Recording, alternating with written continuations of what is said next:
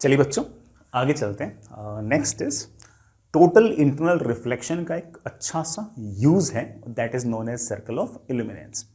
Even आपके पास अगर छोटा सा समय हो तो आप इस पर कुछ एक्सपेरिमेंट भी डिजाइन कर सकते हैं, मतलब आप ऐसे प्रैक्टिकली भी घर के अंदर भी इस पूरे के पूरे अरेंजमेंट को बना सकते हैं, देख सकते हैं। किसी के पास घर में बड़ा पूल हो, स्विमिंग पूल हो, कोई बहुत ही अमीर पार्टी हो तो वो तो बड़े आराम से देख सकती है। तो पहले मैं बार समझाता हूँ कि एग्जैक्टली सर्कल ऑफ इल्यूमिनेंस है क्या।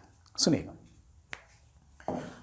मान लीजिए बच्चों कि आपके पास इस तरह का अरेंजमेंट, इसके ऊपर तो आपके पास एयर है और यहां आपके पास लेट से वाटर है, और लेट से बड़ा वाटर का रिफ्रैक्टिव इंडेक्स n है।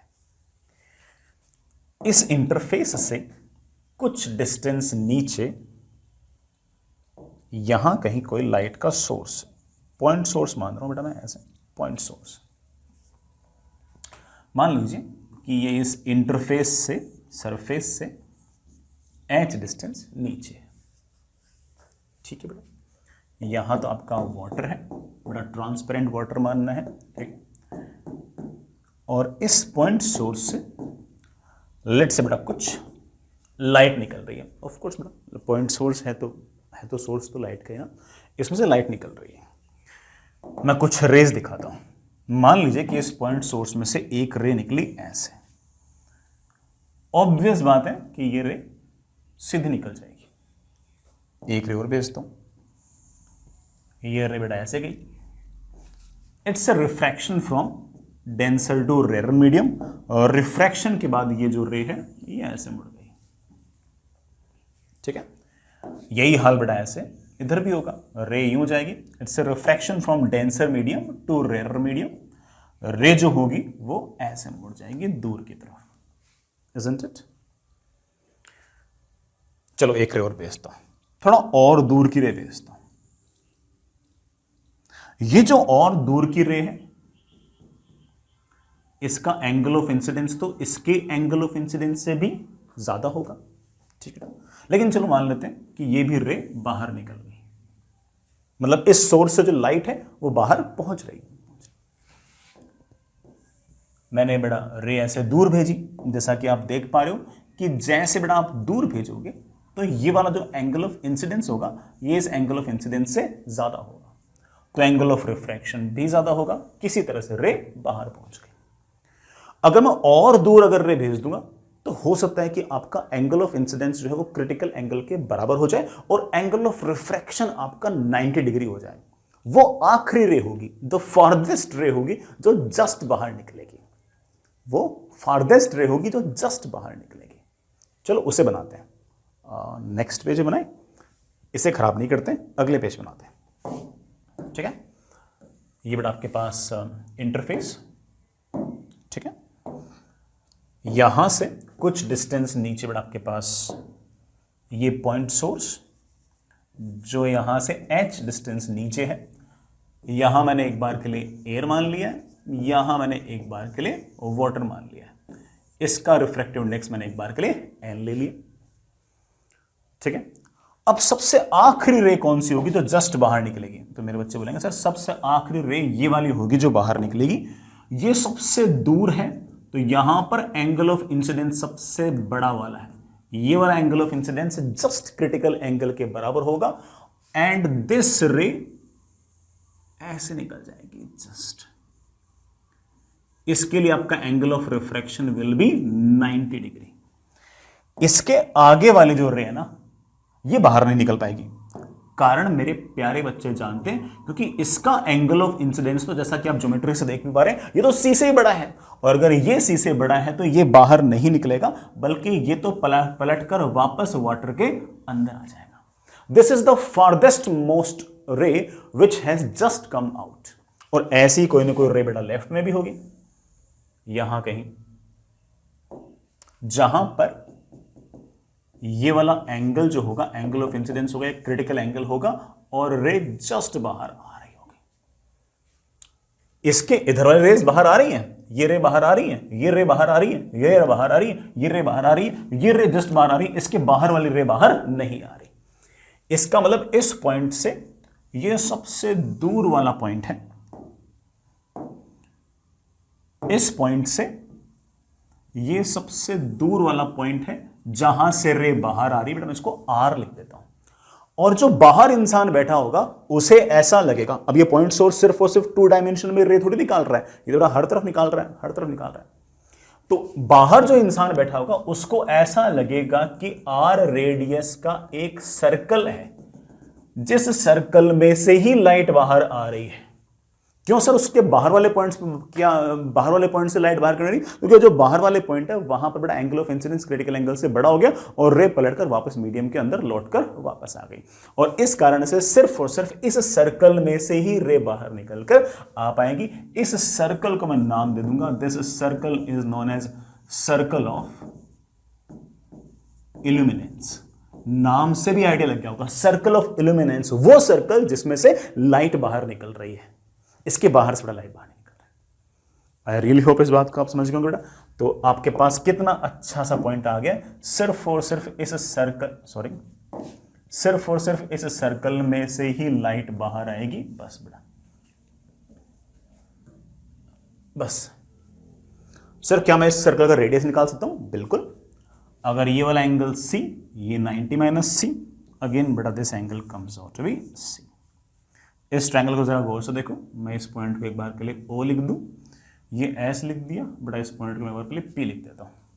एक बार ट्रायंगल OPS को देखो, ट्रायंगल OPS मैं बड़े आराम से लिख सकता हूं कि tan C is equals to perpendicular upon base, that is equals to R upon H। R की वैल्यू आ जाएगी बेटा कितनी? H times tan C। लेकिन सर tan C कैसे निकालोगे? बेटा बहुत सिंपल है tan C निकालना। तो sin C का फॉर्मूला मुझे पता है, sin C is equals to छोटे वाले का रिफ्रैक्टिव इंडेक्स अपॉन बड़े वाले का refractive index. Sir sin C से tan C कैसे निकालोगे? गौर करना, sine of any angle is always perpendicular upon hypotenuse. तो परपेंडिकुलर मैंने मान लिया 1 और हाइपोटेनस मैंने मान लिया n। पाइथागोरस थ्योरम लगाऊं तो इसका स्क्वायर प्लस इसका स्क्वायर इक्वल टू इसका स्क्वायर, तो ये मेरे पास आ गया root of n square minus 1। Sir मुझे तो tan C चाहिए बेटा, tan C is perpendicular upon base, that is 1 upon root of n square minus 1। ये बेटा मेरे पास जो सर्कल ऑफ इल्यूमिनेंस है उसका रेडियस आ गया। लिखना चाहो तो लिख सकते हो, R is radius of circle of illuminance, that is equals to H times tan C। बेटा tan C is of course बेटा perpendicular upon hypotenuse, so बेटा perpendicular upon base, that is H upon under root of n square minus 1। यही नहीं बेटा, मैं area of circle of illuminance भी लिख सकता हूं कि जिस सर्कल में से लाइट आ रही है उस सर्कल का एरिया क्या है। Of course pi r square, that is pi h square upon n square minus 1। ये बड़ा वो सर्कल है जिस सर्कल में से बेटा आपके पास रेज बाहर आ रही। आई रियली होप बेटा सारी बात आप समझ गए होंगे। मैं इसका एक जनरल फॉर्मूला भी निकाल देता हूं बेटा, ठीक है। मान लो कभी ऐसा हुआ, गौर कीजिएगा, मान लीजिए कभी ऐसा हुआ कि बाहर एयर नहीं हुई, कोई और मीडियम हुआ। हाँ बेटा, बाहर कोई एयर ना हुई, कोई और मीडियम हुआ जिसका रिफ्रैक्टिव इंडेक्स है ND।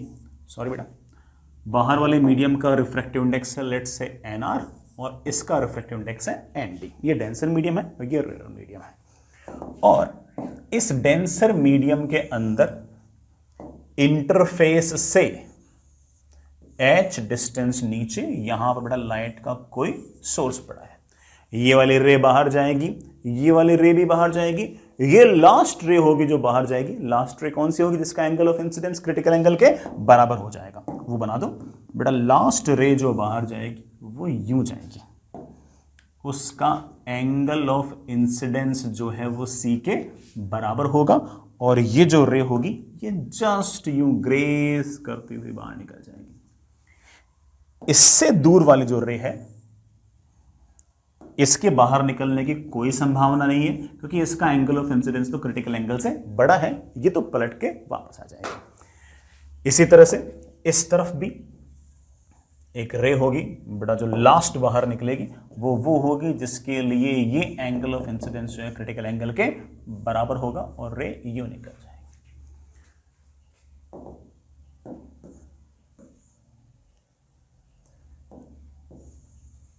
ये बेटा रे होगी वो जो सब बाहर निकलेगी जस्ट, इसका angle of incidence critical angle के बराबर। ये जो डिस्टेंस आपके पास है बेटा, ये आपका हो जाएगा radius of circle of illuminance, और ऐसा आपके पास एक सर्कल बन जाएगा जिस सर्कल में से रेज बाहर निकल रही है। इस सर्कल के बाहर वाले पॉइंट से रेज बाहर नहीं निकल रही, जस्ट बिकॉज कि बेटा उनका तो क्या कहते हैं angle of incidence critical angle से बड़ा हो गया, वो रेज पलट कर वापस आ गए। सर क्या मैं रेडियस निकाल सकता हूँ? हाँ बिल्कुल निकाल सकता है। ज्योमेट्री क्या कहती है? ज्योमेट्री कहती है ये वाला एंगल सी, ये वाला एंगल 90 माइनस सी, ये वाला एंगल 90, तो ये वाला एंगल मेरे पास सी। मैं लिख सकता हूं कि tan c is equals to perpendicular upon base, that is equals to r upon h। बेटा r की वैल्यू आ गई h times tan c। Sir tan c कैसे लिखोगे? अरे भाई साइन से लिखना तो tan c भी लिख देंगे। हमें पता है कि sine of critical angle is of course rare medium का refractive index divide by denser medium का refractive index, that is equals to nr upon nd। Sir मुझे तो tan c चाहिए, वो कैसे निकालोगे? देख बेटा, sine c is perpendicular upon hypotenuse, तो इसे मान ले nr, इसे मान ले nd।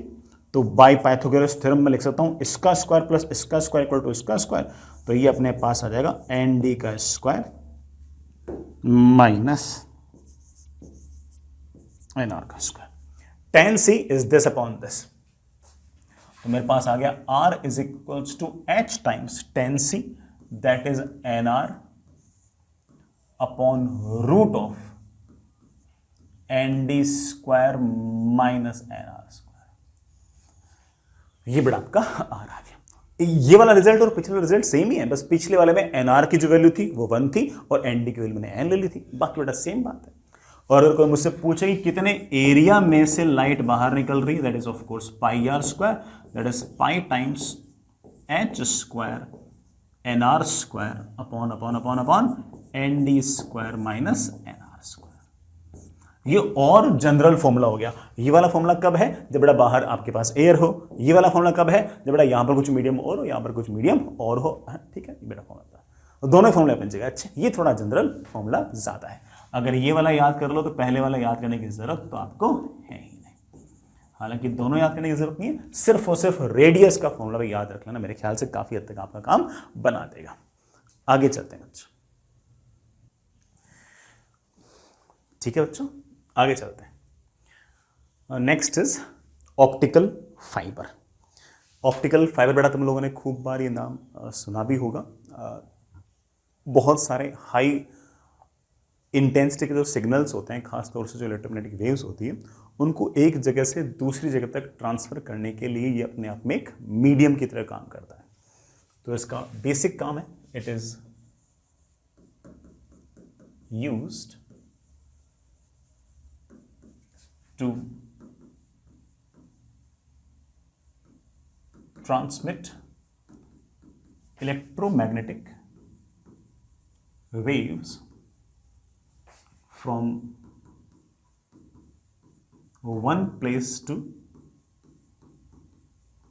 another with minimum attenuation।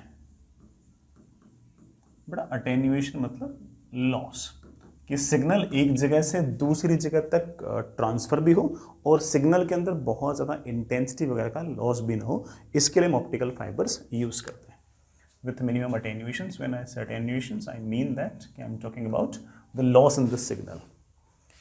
Optical fibre जो है ये बहुत ही अपने आप में एक पतला सा सिलेंड्रिकल वायर टाइप होता है, और कितना पतला, ऐसे मान लो बेटा within the order of micrometre और पॉइंट्स ऑफ मिलीमीटर के ऑर्डर में इसकी रेडियस होती है, हमारे बाल जैसा होता है, ठीक है, बस ये ट्रांसपेरेंट होता है। तो आप ऐसा कह सकते हो कि it is very thin wire. आप ऐसा बोल सकते हो कि रेडियस जो है वो in the order of micrometre और फ्यू माइक्रोमीटर्स, ठीक है, इस ऑर्डर में रहता है। It is in general transparent बड़ा, ठीक है, ये अक्सर ट्रांसपेरेंट होता है, ठीक है, जिससे ये लाइट को या इलेक्ट्रोमैग्नेटिक वेव को एक तरह से एब्जॉर्ब ना करे, उसको सिर्फ और सिर्फ जाने दे। अक्सर ये बना होता है ग्लास से या पॉलीमर्स से। It is made up of glass और सम पॉलीमर्स। बेटा पॉलीमर्स वगैरह ये शब्द बेटा आप लोगों ने पहले ऑर्गेनिक केमिस्ट्री वगैरह में सुन भी रखे होंगे, नहीं सुन रखोगे तो कभी कभी सुन लोगे, ठीक है। तो ग्लास या पॉलीमर से ही हमारा बना हुआ होता है, और इन ग्लास और पॉलीमर्स में खास बात क्या होती है, ट्रांसपेरेंट होते हैं। वो आपके जो इलेक्ट्रोमैग्नेटिक वेव्स हैं उनको एब्जॉर्ब नहीं करते, वो उनको एक तरफ से दूसरी तरफ तक जाने देते हैं। ये हमारा ऑप्टिकल फाइबर्स है। ऑप्टिकल फाइबर का सबसे बड़ा जो यूज़ है वो बेटा टेलीकम्युनिकेशंस के अंदर है। जैसे वाईफाई के जो सिग्नल्स वगैरह होते हैं वो वैसे तो ऑफ कोर्स बेटा एयर के अंदर ट्रेवल करते हैं, लेकिन जो मेन सर्वर वगैरह होते हैं उसमें एक जगह से दूसरी जगह तक ले जाने के लिए ऑप्टिकल फाइबर का यूज़ भी उसके अंदर करते हैं। तो it is mainly used in telecommunication.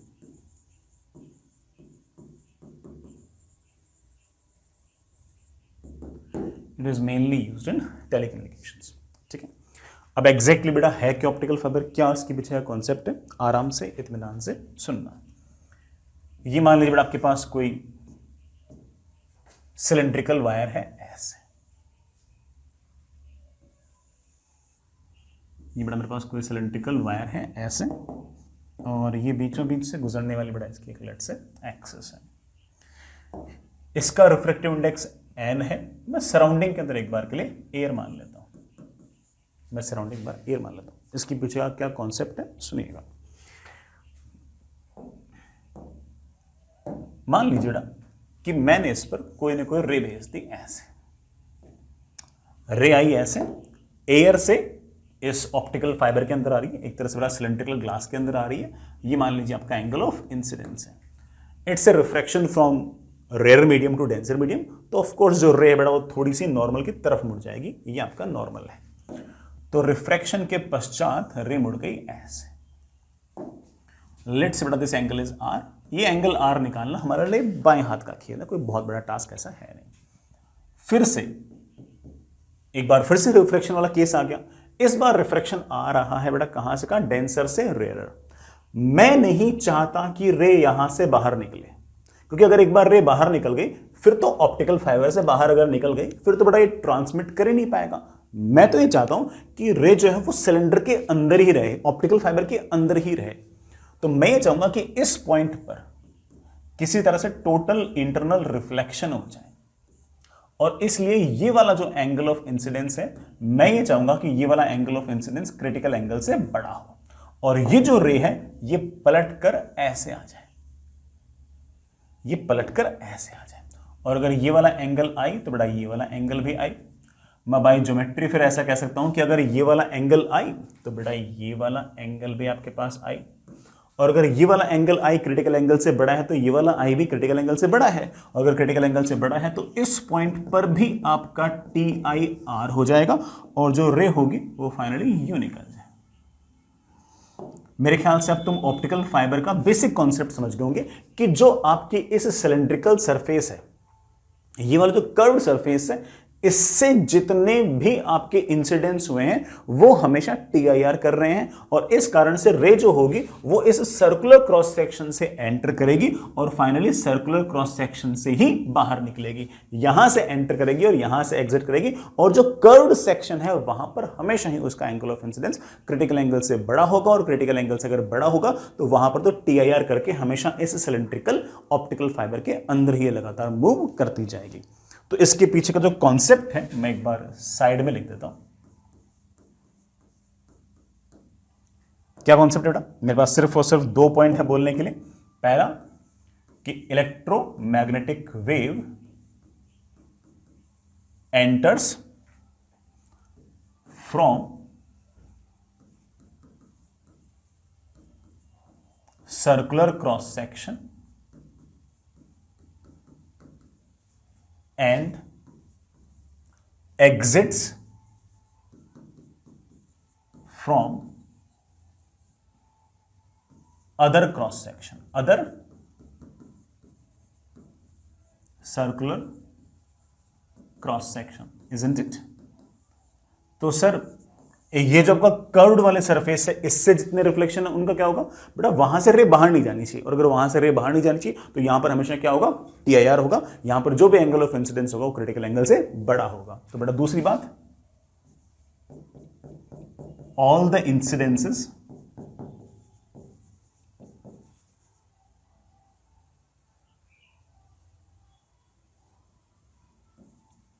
On curved surface should be total internal reflection। खैर बेटा बहुत देर से बातें कर ली, मुद्दे पे आते हैं। इस आई से आर निकालना हमारे लिए बाएं हाथ का खेल है। बाहर एयर है तो 1 into sine i should be equal to, अंदर का बेटा रिफ्रैक्टिव इंडेक्स n है तो n times sine r. This is my Snell's law. दूसरा, मैं चाहता हूं बेटा यहां पर TIR हो, तो this I should be greater than critical angle. I should be greater than critical angle, दोनों तरफ साइन लगा दो। मैं कह सकता हूं कि sine i should be greater than sine c, isn't it? Sir sine i कैसे लिखोगे बेटा? लिख लूंगा, ये एंगल 90 है, ये R है, ये 90 है, ये I है, तो मैं लिखता हूं I is basically 90 minus R। तो sine of 90 minus R should be greater than sine C।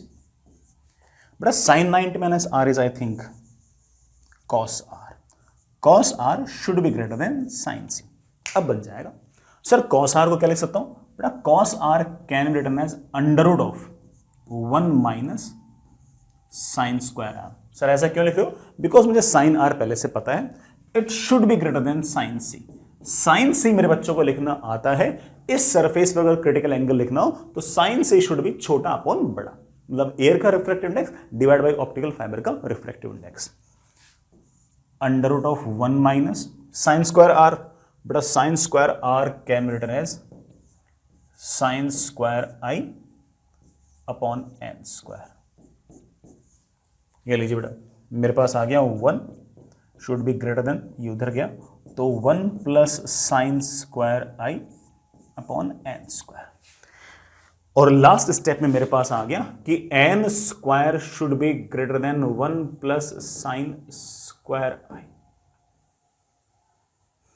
कि एन स्क्वायर की जो वैल्यू है वो 1 प्लस साइन स्क्वायर आई से बड़ी होनी चाहिए। अब बेटा आई जो है उसकी मैक्सिमम वैल्यू कितनी हो सकती है? 90।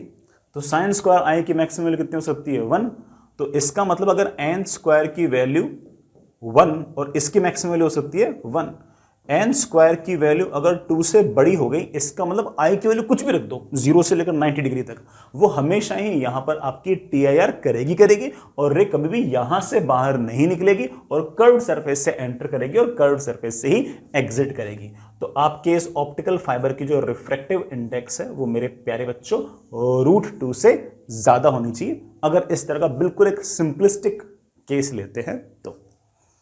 ठीक है बच्चों, समझ गए होंगे इस बात को। हमारे इस तरह के ऑप्टिकल फाइबर का रिफ्रैक्टिव इंडेक्स √2 से ज्यादा होना चाहिए। लेकिन मैं फिर से इस बात को बोल दूं कि ये तो बहुत ही एक सिंपलिस्टिक अरेंजमेंट है, हम इसको थोड़ा सा और टफ भी बना सकते हैं।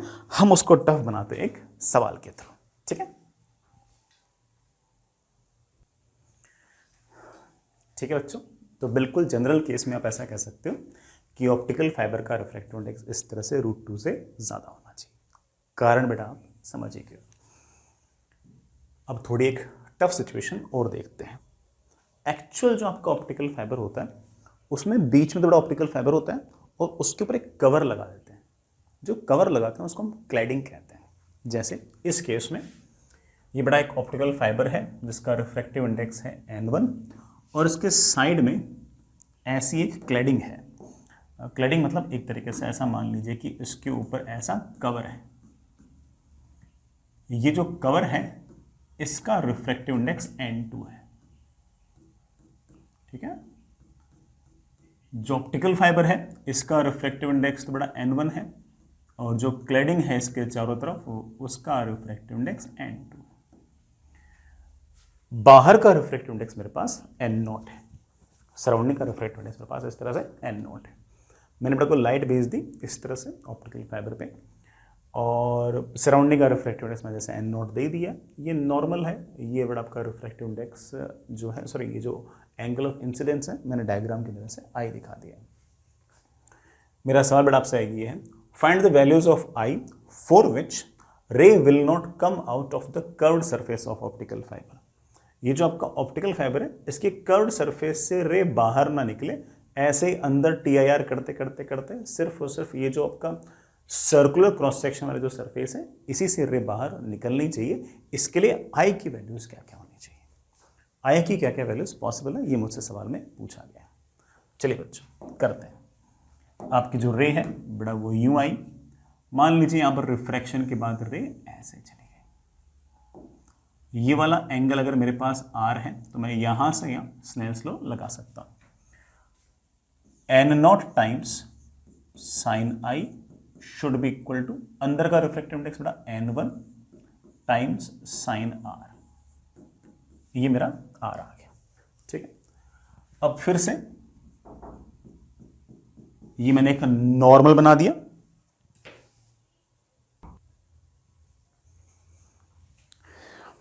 ये जो एंगल ऑफ इंसिडेंस है, अब जैसे दूसरा जो सरफेस है उसमें अगर देखो तो ये वाला एंगल लेट्स मेरे पास आई है,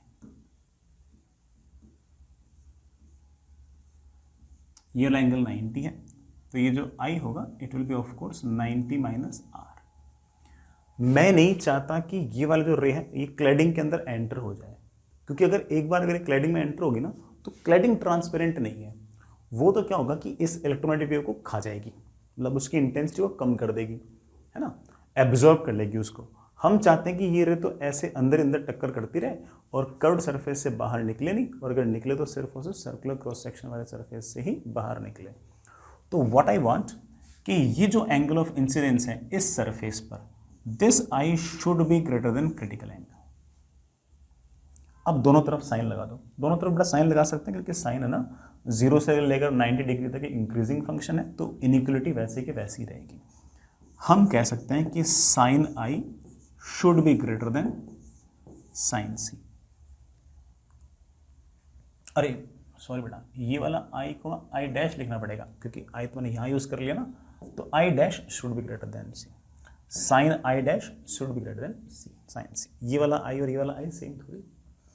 सर ये साइन आई डैश कैसे निकालो बेटा, this is of course sine of 90 minus r, it should be greater than sine c. Sine 90 minus r is of course cos r, it should be greater than बेटा क्या, sign c.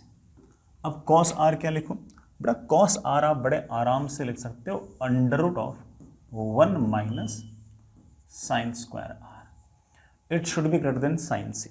अब sine सी क्या होना चाहिए, इस surface पर अगर T I R होना चाहिए तो ये वाला मीडियम आपका रेयर होना चाहिए और ये वाला मीडियम आपका डेंसर होना चाहिए, तो it should be, sine c should be rare medium का refractive index divide by denser medium का रिफ्रैक्टिव इंडेक्स, तो n2 upon n1 under root of 1 minus sine square r. Sine square r को मैं बड़े आराम से लिख सकता हूं क्या, n0 का square sine square i upon n1 का स्क्वायर।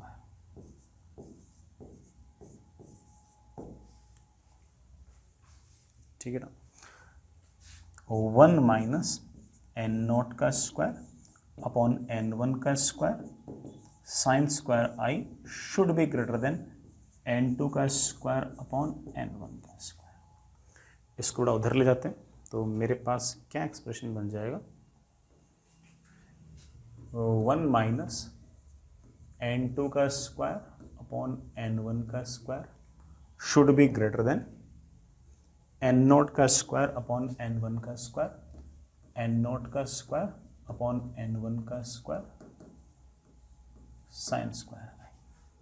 मेरे पास आ गया n1 का स्क्वायर माइनस n2 का स्क्वायर अपॉन n0 का स्क्वायर।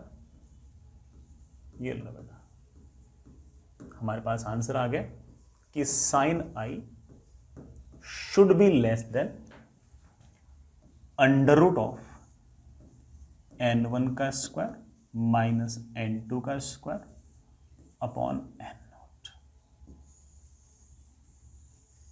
ये बड़ा मेरे पास आ गया आंसर। ठीक है, तो आप ऐसा आंसर बोल सकते हो। लिखने को तो आप ऐसे लिख सकते हो कि sir i should be less than sine inverse of root of n1 का स्क्वायर माइनस n2 का स्क्वायर अपॉन n0। एक मैं यहां पर छोटी सी बात और बताना चाहता हूं। एक टर्म होती है that is known as numerical aperture. Numerical aperture of optical fibre, जिसे हम NA से रिप्रेजेंट करते हैं। इसका मतलब होता है साइन ऑफ आई मैक्सिमम। मतलब साइन आई की अधिकतम वैल्यू क्या हो सकती है बेटा? साइन आई की जो अधिकतम वैल्यू है it will be root of n1 का स्क्वायर माइनस n2 का स्क्वायर अपॉन n0। ठीक है ना, जिसको आप ऐसे भी लिख सकते हो कि it is root of optical fibre जो है उसके रिफ्रैक्टिव इंडेक्स का स्क्वायर माइनस क्लैडिंग के रिफ्रैक्टिव इंडेक्स का स्क्वायर अपॉन सराउंडिंग का रिफ्रैक्टिव इंडेक्स। ये हमारा न्यूमेरिकल अपर्चर है। हालांकि ऐसे सही कहूं तो ये जो थ्योरी है ये हमारे जेई के सिलेबस में है नहीं, बट जेई एडवांस्ड के अंदर जो मैंने आपको चीज़ अभी कराई है ये इन ए फॉर्म ऑफ कॉम्प्रिहेंशन पूछ रखी थी। तो सर जब न्यूमेरिकल अपर्चर जैसा शब्द जब सिलेबस में है ही नहीं, numerical aperture of optical fibre अगर सिलेबस में है ही नहीं, तो पूछ कैसे लिया? वो बड़ा ऐसे पूछ लिया कि उन्होंने कॉम्प्रिहेंशन में पहले से बता दिया कि साइन आई की जो मैक्सिमम वैल्यू है उसी को हम न्यूमेरिकल अपर्चर बोलते हैं, और फिर पूछ ले बताओ न्यूमेरिकल अपर्चर कितना वगैरह होगा, तो हम उससे बड़े आराम से सारा काम निपटा सकते हैं। ठीक है प्यारे बच्चों, मेरे ख्याल से इस बात को आप समझ गए होंगे। तो ये जेई एडवांस्ड का एक कॉम्प्रिहेंशन था जिसको मैंने इन फॉर्म ऑफ सवाल या थ्योरी में कन्वर्ट कर रखा है। चलिए बच्चों आगे चलें। नेक्स्ट इज बड़ा प्रिज्म। बहुत ही अच्छी सी प्यारी सी छोटी सी थ्योरी है इसकी, और बहुत ही आसान बढ़िया से सवाल हैं। जेई का चाहे वो मेन हो चाहे एडवांस्ड हो, खास तौर से एडवांस्ड हो, उनका तो ये फेवरेट टॉपिक है। कॉन्सेप्चुअली प्रिज्म के बारे में मुझे कुछ ऐसा नया नहीं बताना। मुझे ऐसा लगता है कि प्लेन सरफेस से जो रिफ्रैक्शन हो रहा है, जो स्नेल्स लॉ वगैरह है, that much theory is enough to do any kind of prism questions. बड़े आराम से सारे प्रिज्म के सवाल बड़े आराम से हो सकते हैं। बट फिर भी एक प्रिज्म की अपन ने थ्योरी बना रखी है, वो हम आपको बताते रहेंगे। बट ऐसा मान के चलो कि है ना, हमने जो कुछ पढ़ रखा है वो सब एनफ है कोई भी प्रिज्म का सवाल करने के लिए। सबसे पहले बड़ा प्रिज्म दिखने में कैसा होगा सुनना। 2 डायमेंशन में अगर देखें तो प्रिज्म ऐसा होगा। एक्चुअली बड़ा प्रिज्म 3 डायमेंशनल ही होगा, लेकिन उसका जो क्रॉस सेक्शन है वो ऐसा नजर आएगा। प्लेन सरफेस ऐसे बेटा किसी एंगल पर होंगे। इस एंगल को हम कैपिटल ए से रिप्रेजेंट करते हैं। इसका जो सबसे ज्यादा फेमस नाम है बेटा वो एपेक्स एंगल है, या फिर एंगल ऑफ प्रिज्म है, या फिर बड़ा एक नाम और है रिफ्रैक्टिंग एंगल ऑफ प्रिज्म। तो इस तरह की 2 प्लेन सरफेसेस होंगी, और उन दोनों प्लेन सरफेसेस के बीच का जो एंगल है that angle is known as your apex angle. 3 dimension में अगर देखें तो it will look like this. आपका जो प्रिज्म होगा ना वो इस तरह से दिखेगा आपको।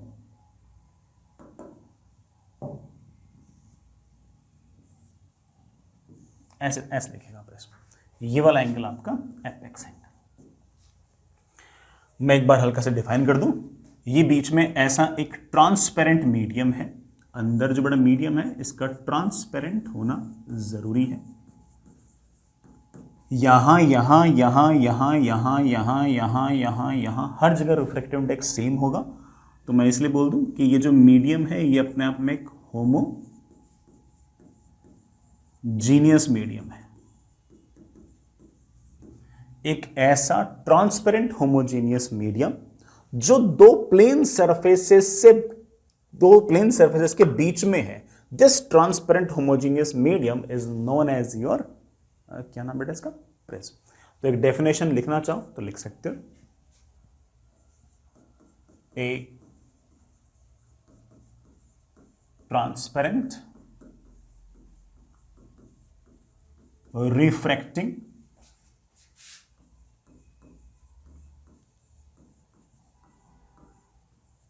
homogeneous medium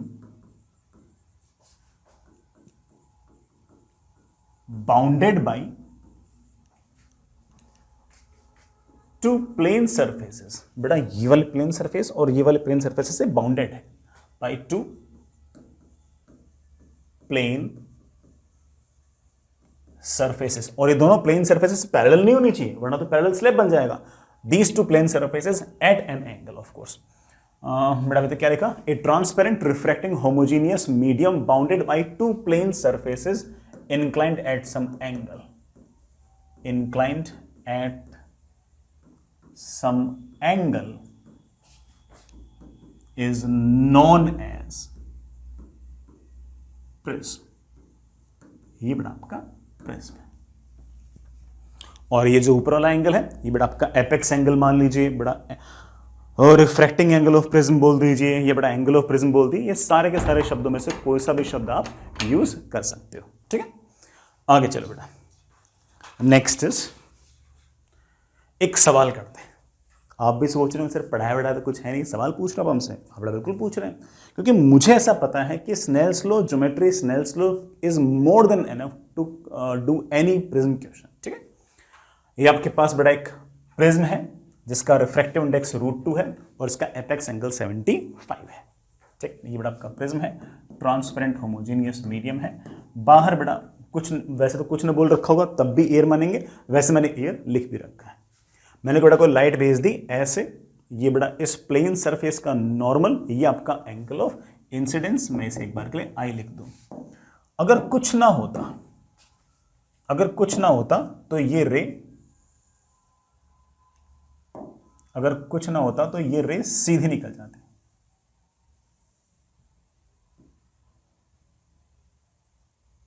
ये रे सीधी निकल जाती। बट हम जानते हैं कि बेटा रे मुड़ी है ना, रे मुड़ी है। It's a refraction from rare medium to denser medium. ये आपका एंगल ऑफ रिफ्रैक्शन है, लेट्स से R1, ये बेटा आपका कोई ना कोई डेविएशन है, लेट्स से Δ1। फिर रे जा रही थी, फिर से रिफ्रैक्शन हुआ, इस बार रिफ्रैक्शन है डेंसर से रेयर, तो रे जो थी जिसको जाना ऐसे चाहिए था बेटा ऐसे नॉर्मल से दूर मुड़ गई है, ये आपका डेविएशन 2 है। ये आपकी इंसिडेंट रे, ये आपकी नॉर्मल, ये आपका एंगल ऑफ इंसिडेंस है बेटा। इस एंगल ऑफ इंसिडेंस को एक बार के लिए R2 लिख देता हूं। ये नॉर्मल है और ये फाइनल रे जो बाहर निकल रही है वो है। ये जो बड़ा आपका बाहर वाला एंगल है एक तरीके से ये आपका एंगल ऑफ रिफ्रैक्शन है, इसे मैं E लिख देता हूं। मैं इसका नाम भी निकाल देता हूं, एंगल ऑफ एमर्जेंस। और जो फाइनल जो रे बाहर निकली है इसका नाम मैं निकाल देता हूं एमर्जेंट रे। 2 बार डेविएशन हुआ है, पहली बार यूं जाती हुई रे का डेविएशन हुआ है Δ1, अगली बार बेटा यूं जाती हुई रे का डेविएशन हुआ है Δ2। अगर मुझे नेट डेविएशन अगर निकालना है तो ये मेरा एक तरीके से नेट डेविएशन। अगर प्रिज्म ना होता तो रे यूं जा रही होती, प्रिज्म है इसलिए बेटा रे यूं जा रही है। ये जो एंगल है बेटा आपका नेट डेविएशन है। मैं बहुत ही सीधा सपाट सवाल पूछ रहा हूं, फाइंड, बेटा फाइंड तो लिखा हुआ है R1 Δ1 R2 angle of emergence delta 2 और last but not the least net deviation. हालांकि कुछ बच्चे सोच रहे होंगे कि सर ने तो है ना कुछ भी पढ़ाया ही नहीं, उसके बावजूद प्रिज्म पे सवाल पूछ रहे हैं। हाँ बेटा पूछ सकते हैं, कि मुझे पूरा विश्वास है कि इन सारे सवालों को करने के लिए सिर्फ और सिर्फ बच्चे को स्नेल्स लॉ आना चाहिए, कुछ नहीं आना चाहिए, सब चल जाएगा। R1 निकालने के लिए यहां से यहां Snell's law 1 into sine 45 degree should be equal to √2 times sine R1। This is 1 by √2 is equals to √2 times sine R1। इससे मेरे पास आ गया sine R1 is equals to half, R1 comes out to be 30 degree. ये ले बेटा, ये वाला एंगल मेरे पास आ गया 30 डिग्री। तो पहला वाला डेविएशन क्या होगा, एंगल ऑफ इंसिडेंस से 45, एंगल ऑफ रिफ्रैक्शन है 30, तो बेटा आपका डेविएशन होगा 45 माइनस 30, बेटा that comes out to be 15 degree. ठीक है सर, R2 कैसे निकालूं, ज्योमेट्री से। सर ज्योमेट्री से कैसे आएगा, सुनना आराम से सुनना।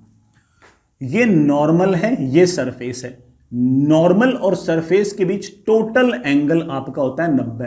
तो अगर ये वाला एंगल 30 है तो ये वाला एंगल मेरे पास 60 है, ये 60 है, ये 75 है। ये वाला ट्रायंगल देखना, ये वाला, this angle plus this angle plus this angle should be equal to 180। This angle plus this angle plus this angle should be equal to 180। तो बेटा ये वाला एंगल मेरे पास आएगा अपने आप 45। सरफेस और नॉर्मल के बीच कुल एंगल 90 होना चाहिए, जिसमें से अगर ये 45 है तो बड़ा ऑब्वियस बात है ये आपका आएगा 45। हालांकि मैं बाद में आपको प्रूव कर दूंगा कि this plus this will be equal to this, but उस टाइम और चीज आसान हो जाएंगी। बट हमने बड़े आराम से निकाल लिया कि R2 आपका 45 है। R2 भी आ गया। सर R2 आ गया और E निकालना है, तो एंगल ऑफ इंसिडेंस पता है और एंगल ऑफ रिफ्रैक्शन निकालना है। फिर से Snell's law, Snell's law says that कि √2 times sine of 45 degree should be equal to बड़ा बाहर 1 इंटू साइन E। बड़ा साइन E की वैल्यू मेरे पास आ गई है 1, E की वैल्यू मेरे पास आ गई है 90 डिग्री। और अगर E की वैल्यू मेरे पास आ गई है 90 डिग्री तो डेल्टा 2 बड़ा कितना आएगा, ऑफ कोर्स बड़ा आएगा, ये वाला एंगल 45 तो ये वाला एंगल भी 45, पूरा एंगल 90 है तो ये वाला का एंगल आपका 45। यह बड़ा डेविएशन आप सीधा लिखते हैं mod of I minus R। Angle of incidence से 45, एंगल ऑफ रिफ्रैक्शन बड़ा 90, तो mod of 45 minus 90 is of course 45। Sir मुझे नेट डेविएशन भी चाहिए। पहला वाला डेविएशन है क्लॉकवाइज 15 डिग्री, दूसरा वाला डेविएशन भी है क्लॉकवाइज 45 डिग्री, दोनों सेम डायरेक्शन में है, तो मेरे पास नेट डेविएशन जो आएगा that comes out to be 60 degree. सारे सवाल बेटा हमने बड़े आराम से निपटा दिए हैं, कुछ भी हमने नहीं छोड़ा, और बिना कोई थ्योरी बताए मैंने सारा सवाल इसलिए कराया है कि मैं आपको कन्विंस करना चाहता हूं कि इस तरह के सवालों को करने के लिए किसी बच्चे को अगर थ्योरी ना आती हो और बेसिक्स आते हो तब भी उसे सवाल बन जाएगा। इसका यह अर्थ नहीं कि हम थ्योरी नहीं पढ़ेंगे, लेकिन थ्योरी पढ़ने से हमारी चीजें आसान पक्का हो जाएंगी, लेकिन इसका यार थोड़ी बड़ा थ्योरी पढ़ना मस्ट है। थ्योरी से चीजें आसान तो होंगी, उस पर भी आते हैं।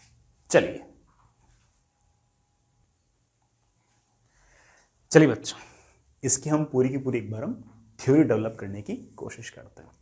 मैं फिर से एक बात कहूं, पूरी थ्योरी जानना जरूर नहीं है, पूरे फॉर्मूले जानने जरूर नहीं है, सिर्फ 1-2 पॉइंट ऐसे हैं अगर हमने जान लिए तो हमारे सारे के सारे सवाल बड़े आराम से बन जाएंगे। सिर्फ स्नेल्स लॉ आते हो और सिर्फ 2 बातें और आती हो तो हमारा सारा काम बन जाएगा। मैं उन 2 बातों पर थोड़ा सा स्ट्रेस ज्यादा करूंगा। ये मेरे पास एक प्रिज्म है, इसका रिफ्रैक्टिव इंडेक्स मैं n मान लेता हूं, बड़ा बाहर एयर है, मैं उसका रिफ्रैक्टिव इंडेक्स एक बार के लिए 1 मान लेता हूं। ये बड़ा मेरे पास इस तरह का अरेंजमेंट, ये प्रिज्म, इस प्रिज्म पर मैंने कोई ना कोई लाइट फेंक दी ऐसे। जो लाइट फेंकी है उसका एंगल ऑफ इंसिडेंस है I। कुछ ना होता तो रे यूं निकल जाती, ये रे मुड़ गई ऐसे,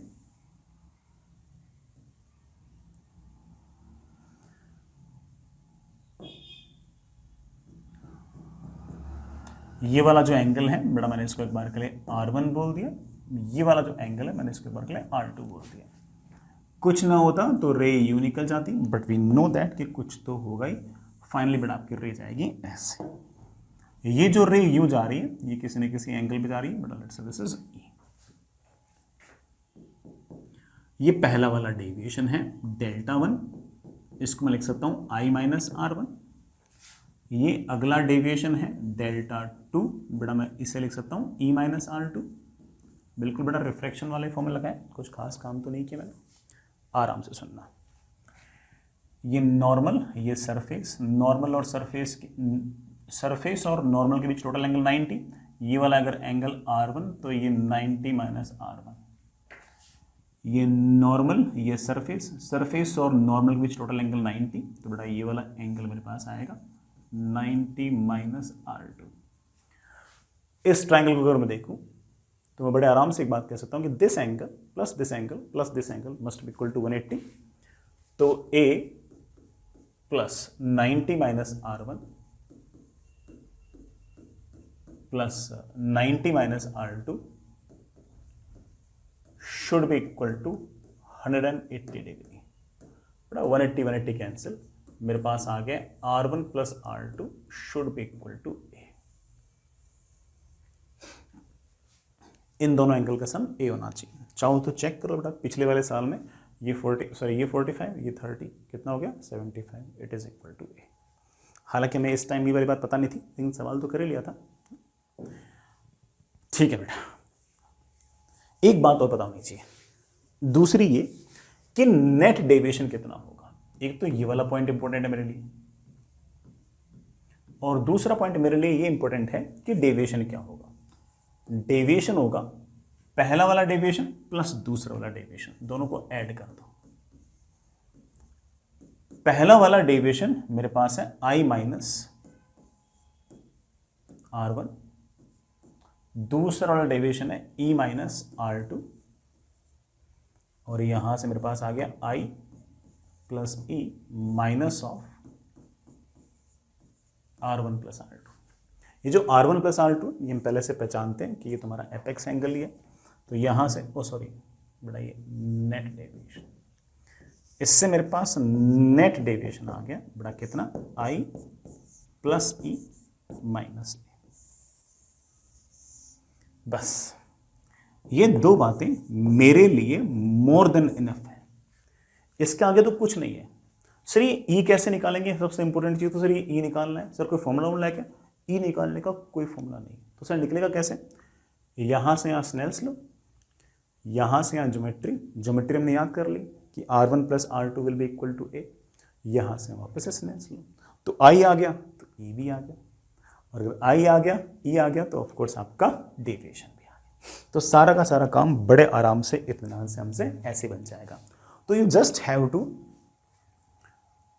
feel confident about the process. The process is obviously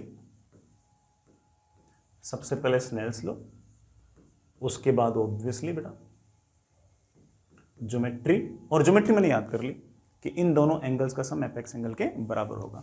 फिर अगेन बेटा आपका स्नेल्स लो।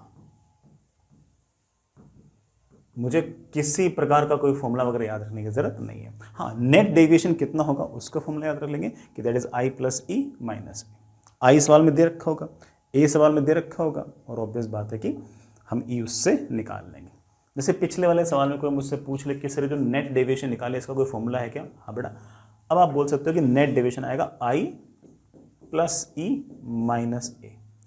I मतलब angle of incidence 45 degree, E मतलब बेटा एंगल ऑफ इमरजेंस हमने बड़ी मेहनत से निकाल लिया 90, माइनस A मतलब बेटा कितना एपेक्स एंगल 135 मेरा पेड़ चित्र गया बेटा, that comes out by 60 degree.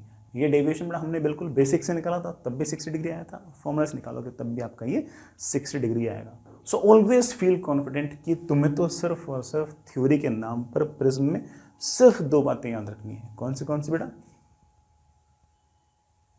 पहले तो ये कि this angle plus this angle equals to apex angle, और दूसरी ये कि net deviation will be I plus E minus E। बाकी सारा सवाल बिल्कुल बेसिक से होगा, Snell's law, geometry, Snell's law, और बिल्कुल रिलैक्स रहें, मस्त रहें, आपके सारे के सारे सवाल सही होंगे। ठीक है बेटा, आई रियली होप सारी की सारी बात आपको समझ में आ गई होगी। अब एक छोटी सी हेडिंग लिखो बेटा, वैसे हमने देखा कि आपके पास जो डेविएशन आया वो आया I plus E minus A. I की वैल्यू चेंज करूंगा तो E की वैल्यू चेंज होगी, तो डेविएशन भी चेंज होगा। Deviation is of course function of angle of incidence, isn't it. I से E हम निकाल लेंगे, कोई बहुत बड़ा काम ऐसा है नहीं। मान लीजिए कि बेटा हमसे कोई ये कहा जाए कि आप ग्राफ प्लॉट कीजिए और y एक्सिस में आप डेविएशन रखें और x एक्सिस में आप एंगल ऑफ इंसिडेंस रखें, और आप अलग अलग एंगल ऑफ इंसिडेंस रखें। पहले 0 डिग्री रखें, फिर 1 degree, 2 degree, 3 degree, 4 degree, 5 degree, 6 degree, 7 degree, बड़ा चलते चलते चलते चलते चलते चलते 90 degree.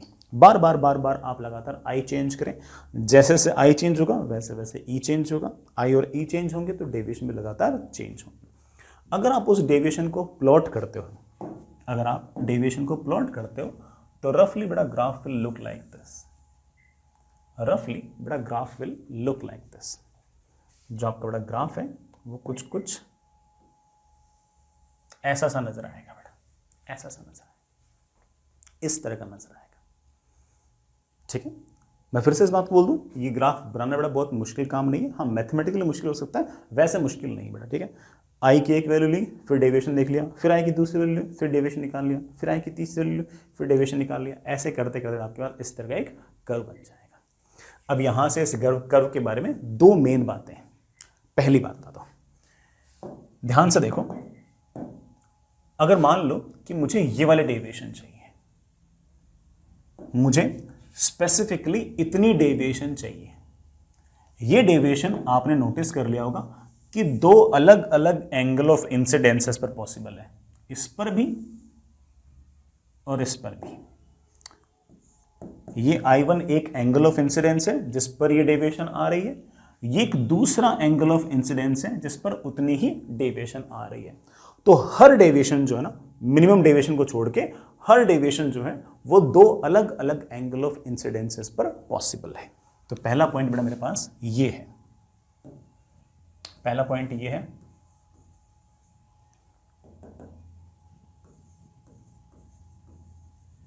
Every deviation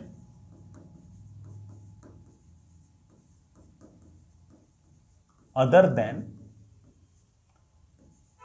minimum deviation. बेटा जो लीस्ट डेविएशन उसको छोड़ दो, बाकी सारे डेविएशन जो है वो दो अलग अलग एंगल ऑफ इंसिडेंसेस पर पॉसिबल है। हाँ बेटा, every deviation other than minimum deviation occurs for two angle of incidences।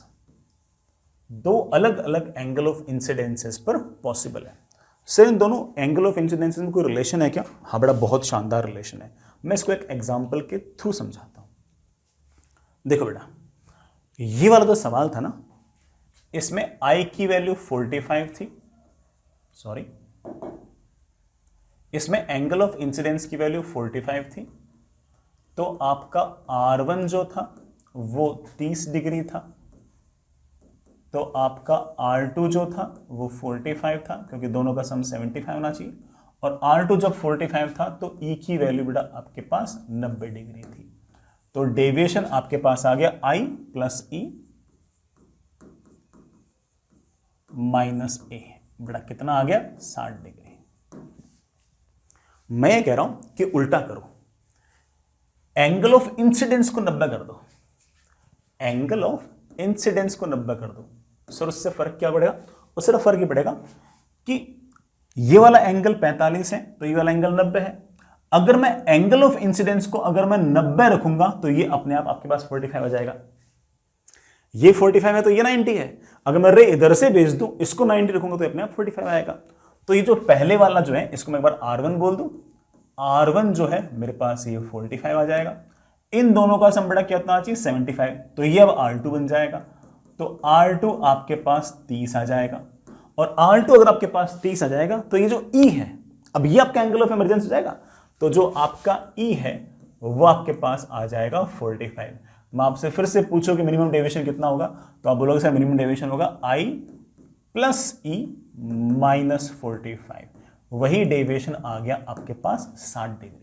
मेरे ख्याल से आप समझ गए होंगे कि दो अलग अलग एंगल ऑफ इंसिडेंसेस पर सेम डेविएशन आ रहा है और इन दोनों एंगल ऑफ इंसिडेंसेस में ये रिलेशन है कि इनमें से एक जना अगर एंगल ऑफ इंसिडेंस है तो दूसरा वाला एंगल ऑफ एमरजेंस है, दूसरा वाला अगर एंगल ऑफ इंसिडेंस है तो पहले वाला एंगल ऑफ एमरजेंस है। मतलब आई और ई को अगर इंटरचेंज कर दोगे तब भी आपकी डेविएशन तो वही आएगी।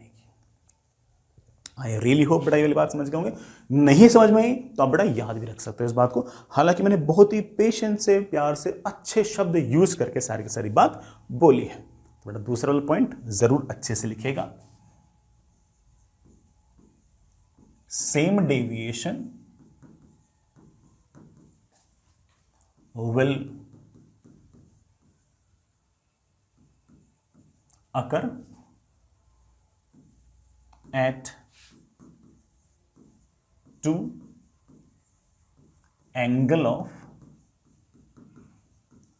incidences such that if one of them is angle of incidence, other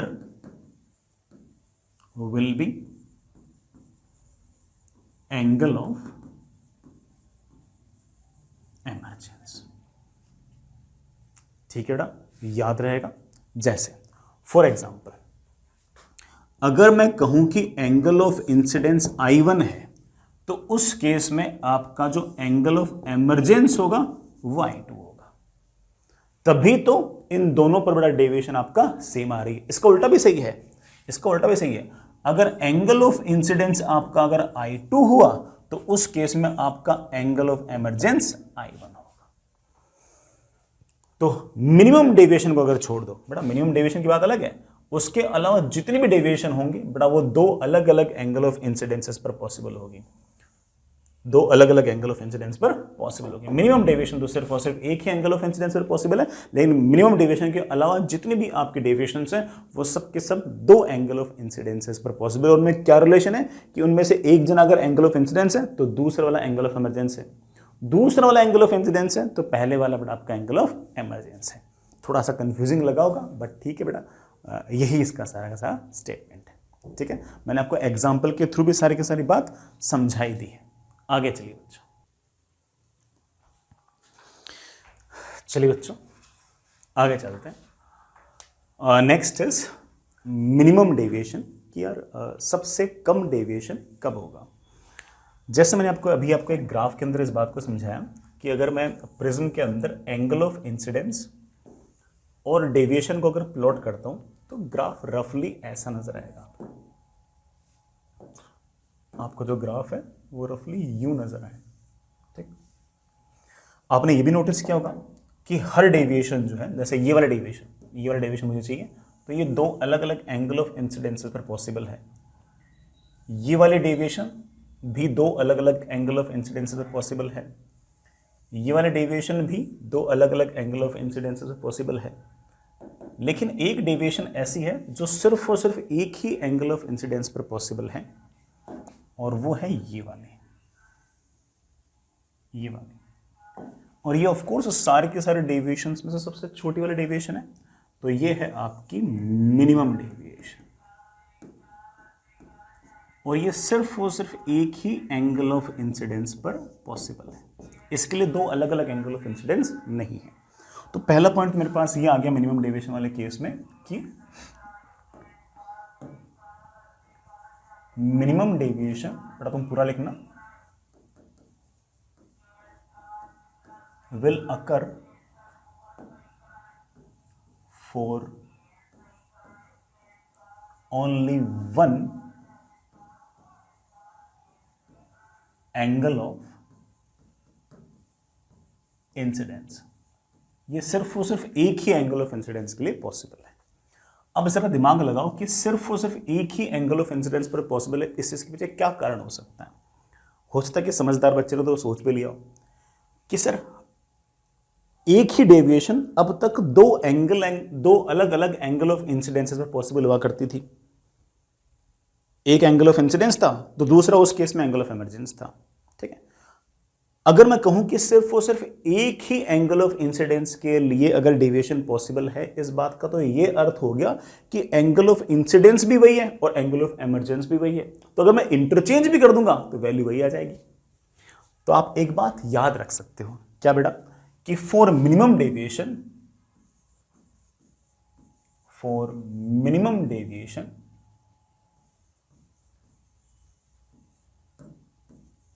angle of incidence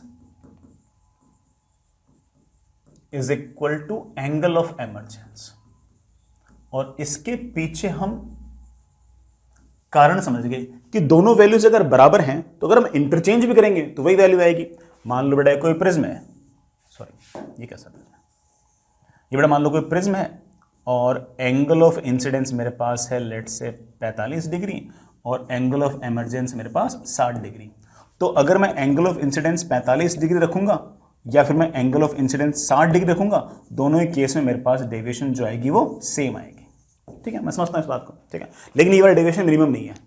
minimum deviation कब होगी? मिनिमम डेविएशन तब होगी जब ये रहा प्रिज्म, मान लो कि बेटा मेरे पास ये एंगल ऑफ इंसिडेंस है 40 डिग्री, ठीक है, और एंगल ऑफ इमरजेंस भी है मेरे पास 40 डिग्री।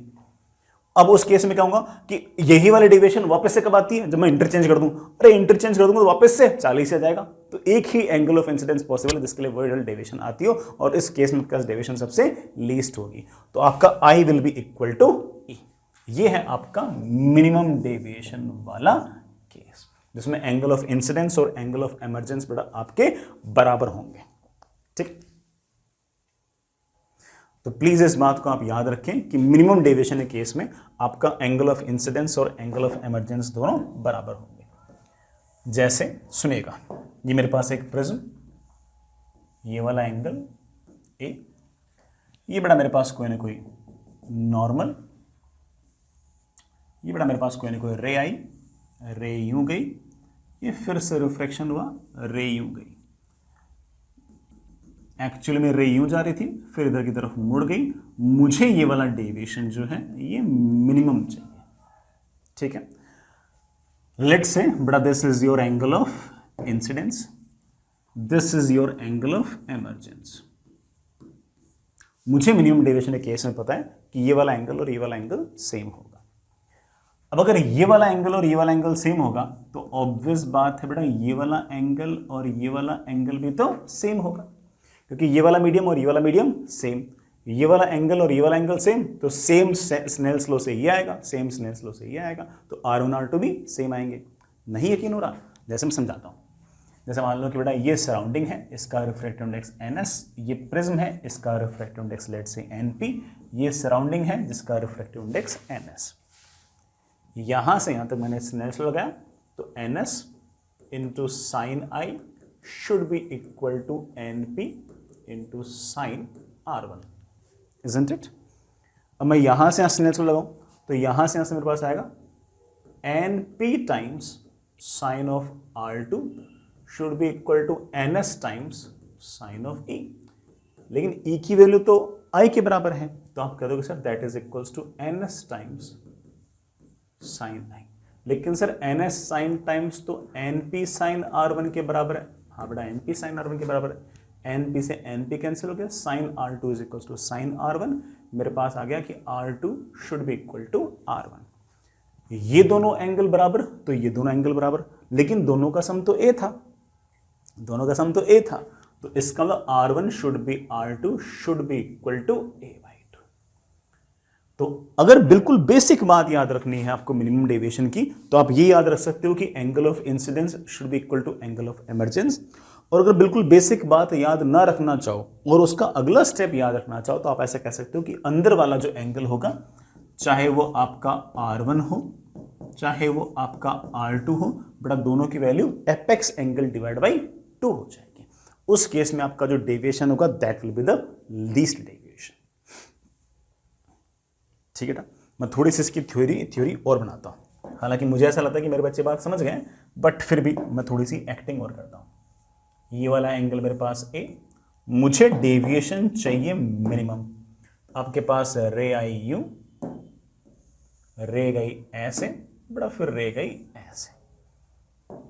पहले वाली जो रे थी बड़ा उसमें कोई ना कोई डेविएशन हुई डेल्टा 1, अगली जो रे थी उसमें कोई ना कोई डेविएशन हुई डेल्टा 2, और ये मेरे पास है नेट डेविएशन।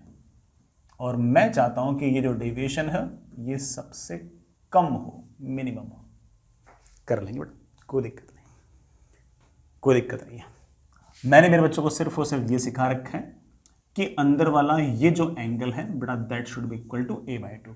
सराउंडिंग का रिफ्रैक्टिव इंडेक्स ns, मीडियम का रिफ्रैक्टिव इंडेक्स लेट से बेटा np।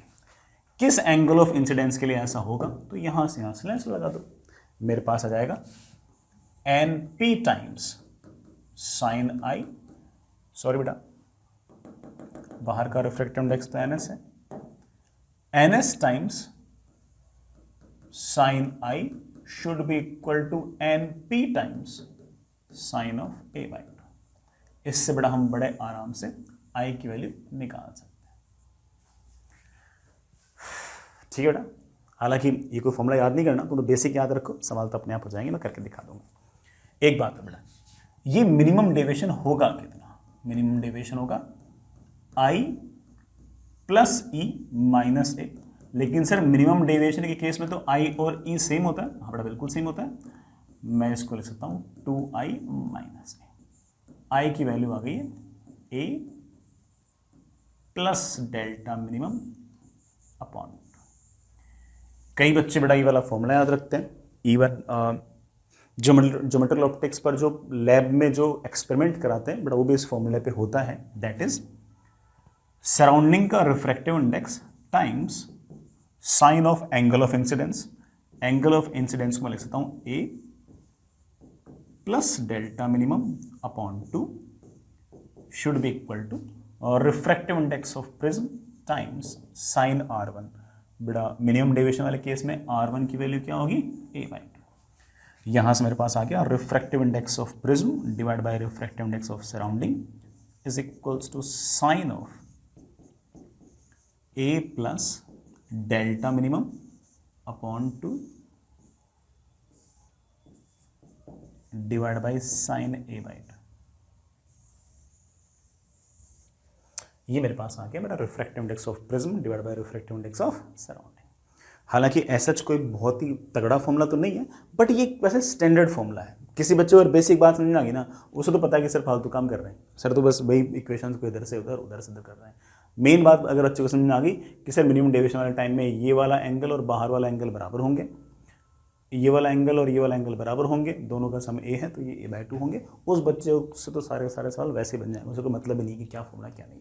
बट फिर भी ये एक ऐसा स्टैंडर्ड फॉर्मूला है जो बुक्स में लिखा रहता है, इसलिए मैंने लिख दिया। मुझे पर्सनली कोई ऐसा कोई इस फॉर्मूले से कोई प्रेम नहीं है। ठीक है चलिए बच्चों, मिनिमम डेविएशन वाली बात आप कितनी समझे हो, इस बात के लिए मैं आपसे एक छोटा सा सवाल करवा रहा हूं। सवाल बेटा आसान सा है। आपके पास एक इक्विलैटरल प्रिज्म है जिसका एंगल एपेक्स एंगल जो है आपके पास वो 60 डिग्री है। इस प्रिज्म का जो रिफ्रैक्टिव इंडेक्स है बेटा वो आपके पास √2 है।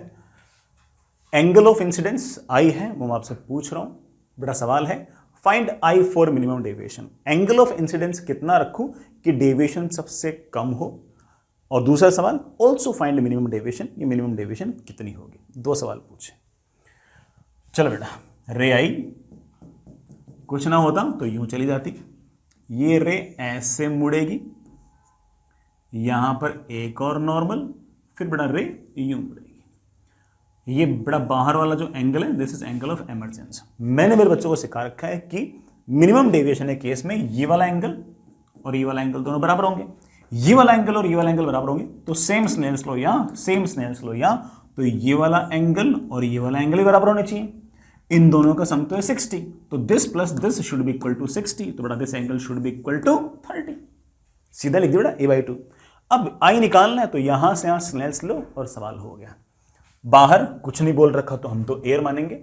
1 times sine I should be equal to अंदर का refractive index √2 times sine of 30, that is √2 times sine 30 is बड़ा हाफ, दैट इज 1/√2।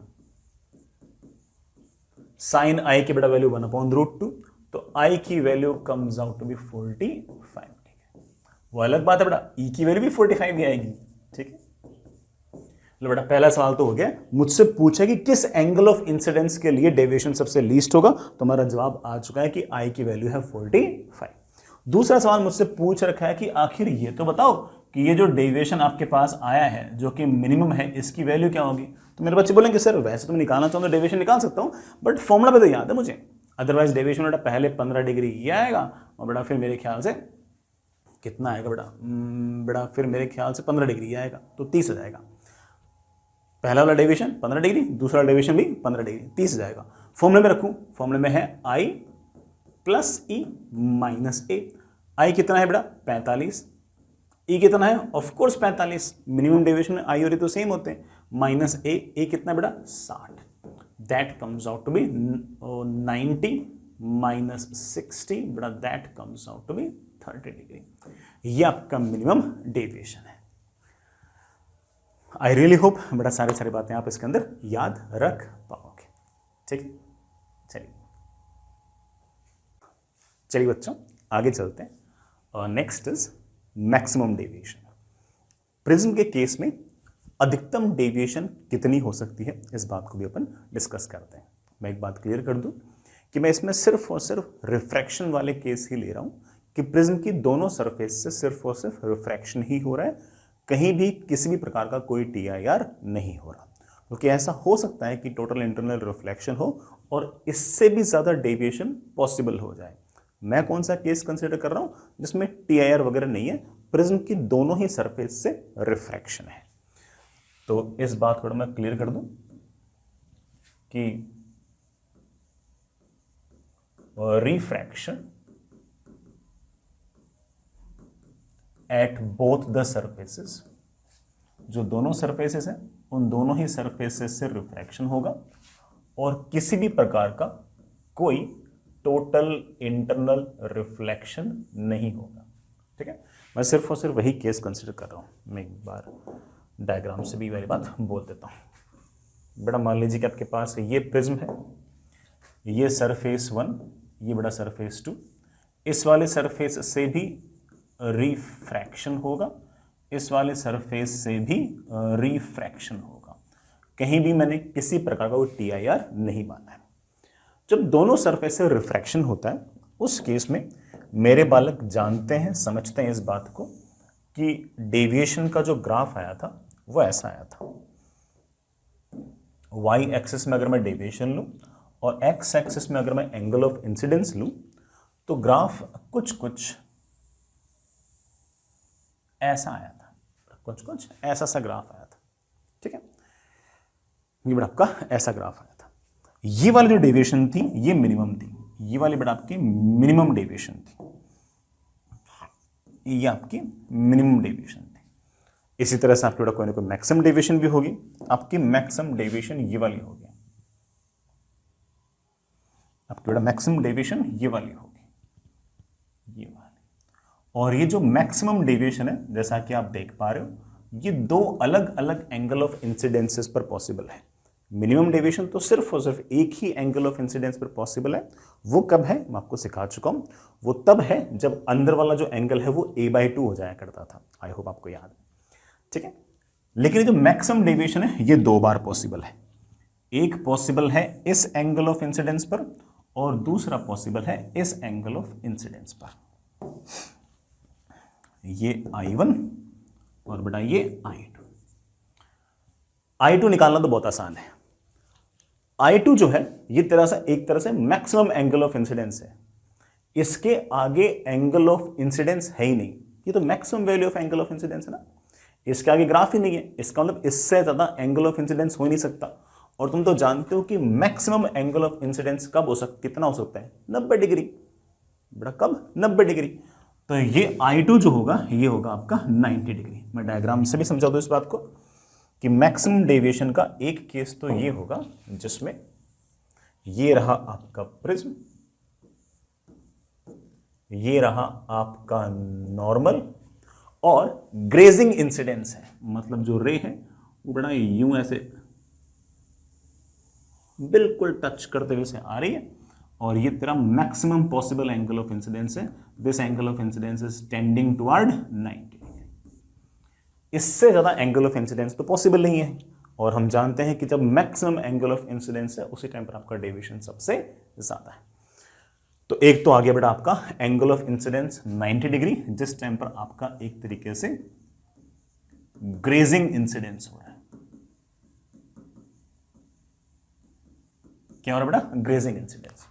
लेकिन आप बोलोगे सर यही मैक्सिमम डेविएशन जो ना, ये एक एंगल ऑफ इंसिडेंस के लिए और पॉसिबल है। हाँ बेटा, एक एंगल ऑफ इंसिडेंस के लिए और पॉसिबल है, वो है I1। सर ये I1 कौन सा है? सेम डेविएशन दो एंगल ऑफ इंसिडेंस पर हो सकता है। दूसरा एंगल ऑफ इंसिडेंस इस तरह से होगा कि उसके लिए एंगल ऑफ इमरजेंस 90 हो। ये मैं आपको याद करा चुका हूं, जिसके लिए एंगल ऑफ इमरजेंस 90 डिग्री हो। तो आपका दूसरा एंगल ऑफ इंसिडेंस इस तरह से होगा कि ये रहा आपका प्रिज्म, ये रहा आपका एपेक्स एंगल, ये रहा नॉर्मल, ये रहा एंगल ऑफ इंसिडेंस I1, रे यूआई, और फाइनली ऐसे निकल गई। और ये आपका जो एंगल ऑफ एमरजेंस है ये आपका 90 डिग्री हो जाएगा। इस केस में और इस केस में बड़ा डेविएशन की वैल्यू एक्जैक्टली सेम आएगी। या तो एंगल ऑफ इंसिडेंस को 90 डिग्री कर दो या एंगल ऑफ एमरजेंस को 90 डिग्री कर दो, दोनों ही केस में आपके डेविएशन की जो वैल्यू है वो सेम आएगी। तो मेरे पास सिर्फ और सिर्फ याद कराने के लिए दो बातें हैं कि मैक्सिमम डेविएशन अगर दोनों सरफेसेस से रिफ्रैक्शन हो रहा है, उस केस में मैक्सिमम डेविएशन तब होगा जब या तो एंगल ऑफ इंसिडेंस 90 डिग्री हो या फिर एंगल ऑफ इंसिडेंस इस तरह से हो कि एंगल ऑफ एमरजेंस आपका 90 डिग्री हो। आई होप मैं थोड़ा ज़्यादा नहीं बोल गया, ठीक है। सारी बातें मेरे ख्याल से आपको समझ में आ गई होंगी। मैं दोनों पॉइंट एक एक करके बेटा लिखा भी देता हूँ, ठीक है। अच्छे पॉइंट है बेटा। पहला, maximum deviation will occur for two angle of incidences। पहला है I1 for which angle of emergence is 90 degree, और एक बेटा आपका है I2 जिसमें बेटा ऑफकोर्स आपका एंगल ऑफ इंसिडेंस जो है वो 90 डिग्री के आसपास है, टेंडिंग टुवर्ड 90 डिग्री।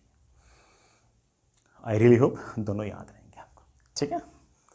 चलिए बच्चों, मैंने इस कॉन्सेप्ट पे एक सवाल पूछ रखा है, वही कॉन्सेप्ट है, बस मैंने उसी को एक तरीके से सवाल के अंदर कन्वर्ट कर दिया है। ये एक प्रिज्म है जिसका एपेक्स एंगल 60 डिग्री है। प्रिज्म का रिफ्रैक्टिव इंडेक्स √7/3 है। बेटा ये रिफ्रैक्टिव इंडेक्स अच्छा है, कैलकुलेशन में आपकी हेल्प करेगा। मैंने बेटा कोई रे गिरा दी इस तरह से। मेरा सवाल बेटा ये है कि find I such that deviation is maximum. दोनों सरफेस से रिफ्रैक्शन होगा, बेटा पहले बोल रखा है। रिफ्रैक्शन के केस में मैक्सिमम डेविएशन जब होगा उसके लिए एंगल ऑफ इंसिडेंस की वैल्यू क्या होगी, मुझसे बेटा ये वाला सवाल पूछा गया है। एंगल ऑफ इंसिडेंस कितना रखूं कि डेविएशन सबसे ज्यादा हो। तो जो पढ़ा है बेटा वही सवाल है, आराम से इत्मीनान से कीजिए। चलो बच्चों करते हैं इस सवाल को। सवाल आपने लिख तो लिया हुआ, ठीक है। एक तो आंसर बहुत ही क्लियर है कि I should be equal to 90 degree. बड़ा इक्वल टू 90 डिग्री लिख दो या फिर टेंडिंग टुवर्ड 90 डिग्री लिख दो, वो एक ही बात है, उससे इतना फर्क नहीं पड़ता। हमें तो दूसरा वाला एंगल निकालना है मेनली। तो चलो, दूसरा वाला एंगल ऑफ इंसिडेंस कितना हो कि डेविएशन मैक्सिमम हो, तो उसके पीछे का कॉन्सेप्ट मेरे प्यारे वाले बच्चों को पता है कि रे यूं आएगी और उसके बाद फाइनली रे यूं निकल जाएगी,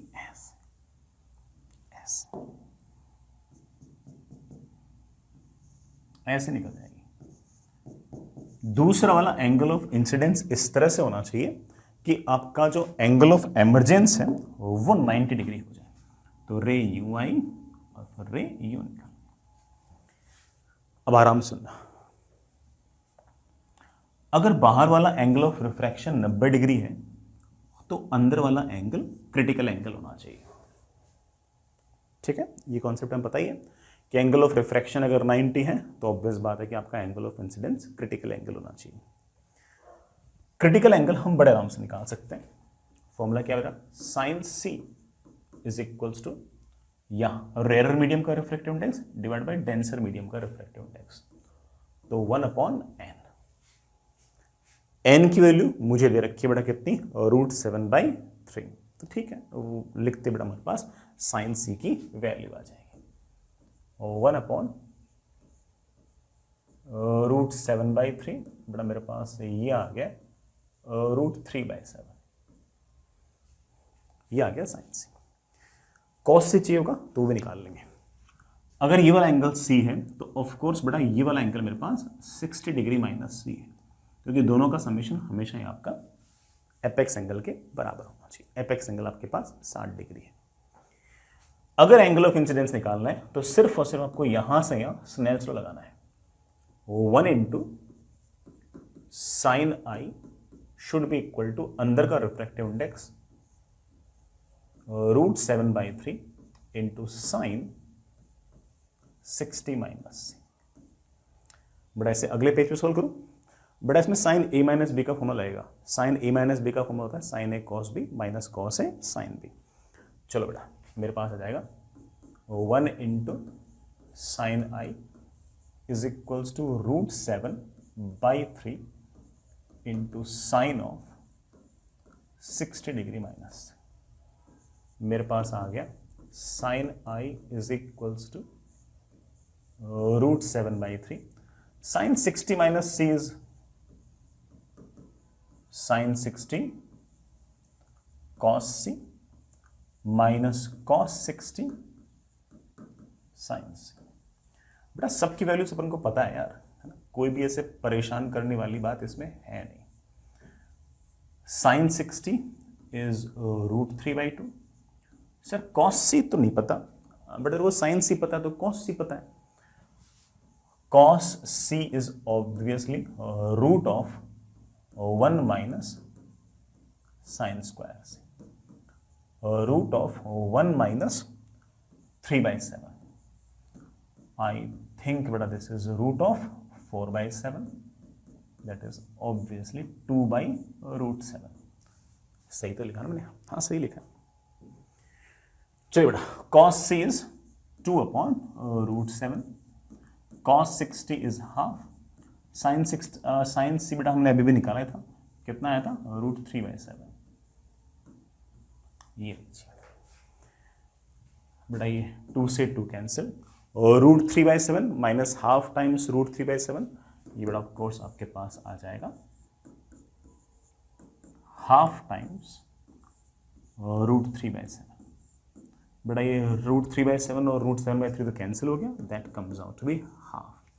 मेरे पास साइन आई की जो वैल्यू है वो हाफ आ गई, इसका मतलब आई की वैल्यू आ गई मेरे पास 30 डिग्री। इसका मतलब अगर आपको मैक्सिमम डेविएशन चाहिए तो या तो ये बाहर वाला एंगल 90 डिग्री होना चाहिए या ये बाहर वाला एंगल आपका 30 डिग्री होना चाहिए।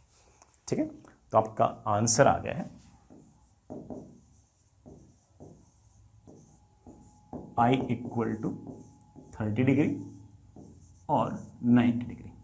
और तो और कोई मुझसे पूछ ले कि सर डेविएशन कितनी होगी, हालांकि वो डेविएशन मैक्सिमम है, तो मेरे पास फॉर्मूला है। क्या फॉर्मूला बेटा, I प्लस E माइनस ए। अगर I की वैल्यू 30 है तो E की वैल्यू 90 डिग्री है, ए बेटा आपका 60 है ही, that comes out to be 60 degree. उल्टा भी कर सकते हो, जब I की वैल्यू 90 होगी तो E आपका 30 आ जाएगा। डेविएशन तो दोनों केस में सेम आएगी, that is the maximum deviation. हालांकि मैंने आपसे सवाल में सिर्फ और सिर्फ इतना ही पूछा था, so this is the answer. ठीक है प्यारे वाले बाल को, आगे चले। चलिए next is oblique incidence on A prism. बड़ा बहुत ही अच्छा सा कॉन्सेप्ट है, हालांकि इसके पीछे कोई फॉर्मूला वगैरह नहीं है, सिंपल वही ज्योमेट्री वगैरह ही है, कोई ऐसी नई बात नहीं है। हाँ बेटा, हाँ हमने जो फॉर्मूला निकाले वो एक तरीके से प्रिज्म पर इस तरह से इंसिडेंस के लिए निकाले।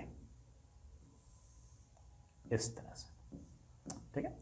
ये I है, ये वाला एंगल R1 है, ये वाला एंगल R2 है, ये वाला एंगल E है, वगैरह वगैरह। अगर मान लो कभी किसी प्रिज्म पर रे इस तरह से गिरे, इधर से गिरे, नीचे से गिरने के बजाय इधर से गिरे, इसको हम बोलेंगे ऑब्लिक इंसिडेंस। बेटा इसे हम बोलेंगे ऑब्लिक इंसिडेंस। रे इधर से आएगी तो बड़ा एक्यूट इंसिडेंस, रे इधर से आएगी तो ऑब्लिक इंसिडेंस। हम थ्योरी जो है वो सिर्फ और सिर्फ इस तरह के लिए ही डेवलप करते हैं, इस तरह के लिए हम थ्योरी डेवलप नहीं करते। हालांकि हमसे सवाल बन जाएगा, क्योंकि सवाल में है ही क्या, Snell's law, geometry, Snell's law, तो सवाल तो हम तब भी कर लेंगे। बट हमने जो थ्योरी डेवलप की है वो सिर्फ और सिर्फ इस तरह के इंसिडेंस के लिए ही डेवलप की है। इस तरह के इंसिडेंस के लिए हमने थ्योरी डेवलप नहीं की। हम सवाल तो तब भी कर पाएंगे, सवाल करने में कोई टेंशन नहीं है। ये जो मैं कॉन्सेप्ट बता रहा हूं ऑब्लिक इंसिडेंस का, इसका जेई में सवाल पूछ रखा है, जेई एडवांस के अंदर। जेई मेन के अंदर इस पर कोई सवाल आए, इस बात के चांसेस बहुत कम है। पेपर अगर टफ हुआ तो उसका मान के चलोगे सबसे टफ वाला सवाल ही होगा। लेकिन ये सवाल जेई एडवांस में पूछ रखा है, और जेई एडवांस में जो सवाल पूछ रखा है मैं एग्जैक्टली वही वाला सवाल लेकर आया हूं। सवाल बेटा आपके पास इस तरह से कि आपके पास एक राइट एंगल्ड प्रिज्म है। क्या है बेटा?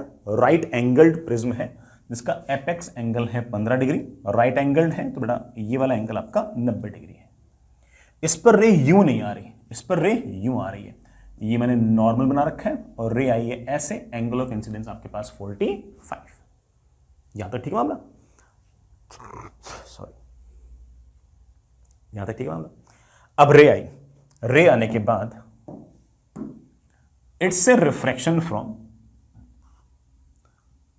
Rare to denser. ये है बड़ा आपकी नॉर्मल, तो रे मुड़ जाएगी नॉर्मल की तरफ, और ये वाला जो एंगल है मैं इसको R1 कह रहा हूं, मैं इसे R1 कह रहा हूं, ठीक है। फिर से रिफ्रैक्शन होगा, मैंने ये बना दिया है नॉर्मल। इस एंगल को मैं R2 कह रहा हूं, ठीक है। अगला वाला रिफ्रैक्शन है डेंसर से rare, the ray will move away from the normal. तो जो रे होगी वो यूं ना जाकर यूं चली जाएगी, और ये जो बाहर वाला एंगल है मैं इसको एक बार के लिए ई लिख रहा हूं। सवाल बड़ा बहुत ही क्लियर सा पूछ रखा है मैंने। R1 बताओ कितना आएगा, R2 बताओ कितना आएगा, ई बताओ कितना आएगा, नेट डेविएशन कितना आएगा ये बताओ। इतना सा एक सवाल है। चलो करते हैं। और जैसा कि आप लोग जानते हैं कि ना, करने के लिए कुछ भी ऐसे एक्स्ट्रा नहीं चाहिए। Snell's law, geometry, Snell's law would be more than enough. सबसे पहले R1 निकालने के लिए यहां एंगल ऑफ इंसिडेंस पता है, यहां एंगल ऑफ रिफ्रैक्शन पता करना है। क्या लगाएंगे? Snell's law. अरे बेटा प्रिज्म का रिफ्रैक्टिव इंडेक्स √2 आपको गिवन है, यहां से यहां लगाओ 1 × sin 45 should be equal to √2 times sin R1। sin 45 है 1/√2, बड़ा ये वाला √2 और नीचे आ जाएगा, it should be equal to sin R1। बड़ा sin R1 की वैल्यू आ गई है half, so R1 comes out to be 30 degree. ये जो R1 है बड़ा आपका 30 डिग्री है। सर R2 कैसे आएगा? ज्योमेट्री से देखो कैसे। अगर ये 30 डिग्री है तो ये पूरा एंगल जो है ये आपका 120 डिग्री हो गया। सर ऐसा कैसे? बड़ा अगर ये 90 है, ये नॉर्मल है, तो बड़ा ये वाला एंगल भी 90, 90 ये और 30 ये, तो 120। इस वाले ट्रायंगल को गौर से देखो, इस ट्रायंगल के इस एंगल और इस एंगल का सम 180 होना चाहिए। ये 15 और 120 बड़ा कितना हो गया? 135, नहीं सॉरी 120, हाँ 135, 135 तो बड़ा ये कितना होना चाहिए? 45। 45 + 15 + 120 बड़ा कितना हो गया आपका? 180। ये रहा सरफेस, ये रहा नॉर्मल। सरफेस और नॉर्मल के बीच टोटल एंगल 90 होता है, जिसमें से अगर ये 45 है तो ऑफ कोर्स बड़ा ये भी आपका 45 है। तो जैसे मैंने कहा कि ज्योमेट्री से आप बड़े आराम से R2 निकाल सकते हो, हमने R2 निकाल लिया है। R1 मेरे पास आया है 30 डिग्री, R2 मेरे पास आया है 45 डिग्री। सर ये बाहर वाला एंगल कैसे निकालोगे? बड़ा अगेन स्नेल्स लॉ। क्या कहता है स्नेल्स लॉ? स्नेल्स लॉ कहता है √2 टाइम्स, बट अंदर का रिफ्रैक्टिव इंडेक्स √2 है, और √2 times sin 45 is equals to 1 times of sin E। बड़ा sin E की वैल्यू आ गई है 1, बड़ा E की वैल्यू मेरे पास आ गई है 90 डिग्री। तो बाहर वाला जो एंगल है वो आपका 90 डिग्री है। बता दिए अपन ने। Last but not the least, deviation कितना होगा? आराम से इत्मीनान से सुनना। डेविएशन का रिफ्रैक्शन के केस में हम याद रखते हैं कि mod of I minus R होता है, ठीक है। पहले बार जो रे थी वो यूं जा रही थी, उसको मैंने इधर की तरफ मोड़ दिया, तो पहला वाला जो डेविएशन है वो है mod of I minus R, 45 minus 30,